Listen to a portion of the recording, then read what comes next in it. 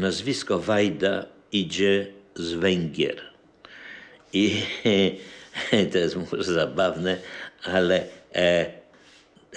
król Stefan Batory, węgierski, polski król, nadał temu nazwisku też i herb na Węgrzech. Oczywiście moi przodkowie całkowicie się, że tak powiem, zdeklasowali, bo to byli jacyś przybysze, którzy się osiedlili z tym nazwiskiem. Osiedlili się, nie wiem, w XVIII, pewnie w XIX bardziej wieku, którzy poszukiwali jakiegoś miejsca, gdzie by prowadzić gospodarstwo. I w małej wsi Szarów biedna rodzina Wajdów składała się z kilku dziewcząt i z 4 chłopców. Ojciec odumarł, kiedy mój ojciec się urodził, to zdaje się 2-3 lata, jak miał, już odumarł go ojciec. W związku z tym musiał się zająć z nim starszy brat. I co jest ciekawe, że tych 4 chłopców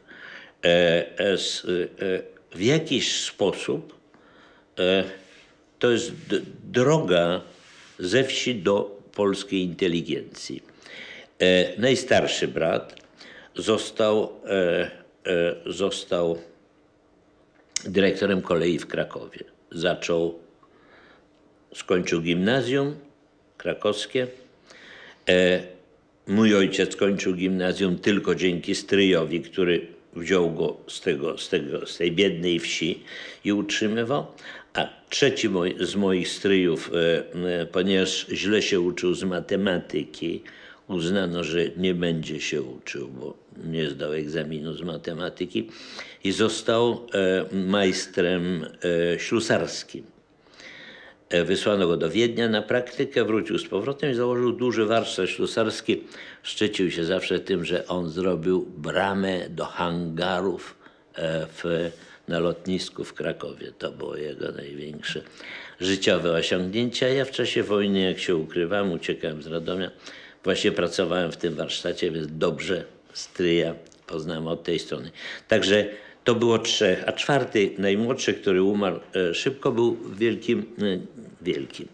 Był po prostu działaczem ludowym. I remiza Straży Pożarnej w Szarowie dzisiaj nosi jego imię, Andrzej Wajda. Ja mam też to samo imię. Także ci chłopcy wyszli do miasta. Wszyscy stali się częścią naszej polskiej inteligencji. Tak się rodziła ta inteligencja właśnie, która tworzyła międzywojenny okres. Natomiast dziewczyny wszystkie zostały na wsi i tam właściwie przepadły. Dlaczego o tym mówię? No bo przed tymi chłopcami, jeżeli oni chcieli, że tak powiem, zaistnieć, a to było ich największą ambicją, żeby wyjść ze wsi, żeby skończyć gimnazjum, co było podstawą w ogóle. Potem, żeby znaleźć dla siebie jakąś pracę. No i ta praca to była dla nich, tak powiem, wszystko. Dlatego ojciec mój całkowicie poświęcał się swojej wojskowej, jeżeli tak by się dzisiaj powiedziało, karierze, a dawniej po prostu swojej pracy wojskowej.